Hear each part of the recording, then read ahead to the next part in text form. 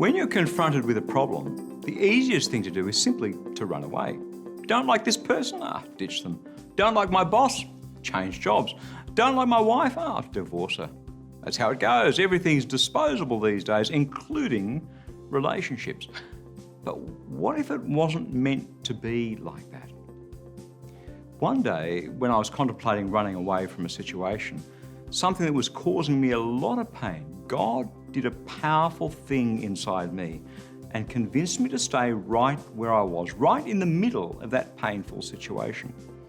Now, from a human standpoint, it didn't make any sense. Lots of people I respected, counselled me to walk away. But I felt that God was telling me to stay. It would have been so much easier to move on, and yet to me, God's calling to stay was clear and unmistakable. I have to tell you, it hurt like hell, at least what I imagined hell would be like. Now, the situation didn't resolve itself in my favour. It never turned out to be what I desperately hoped it would be. And to those around me, I looked like a loser. Hey, I felt like a loser. But now, many years on, I look back on that time as one of the defining moments in my life.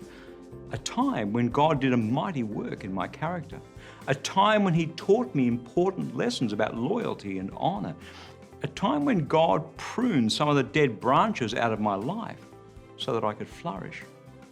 1 John chapter 15, verses 1 and 2, Jesus said, "I am the true vine, and my Father is the gardener. He cuts off every branch of mine that does not bear fruit. He also trims every branch that produces fruit to prepare it to produce even more." Granted, there are times when we have to walk away, when we have to move on. And yet sometimes God calls us to stay where we are because He wants to do some pruning so that we can produce fruit, even more fruit. He wants us to bloom right where He's planted us. Those times of pruning generally hurt like hell, but eventually they produce a harvest in abundance. And as Jesus goes on to say, it is to my Father's glory that you produce much fruit. That's God's word, fresh for you today.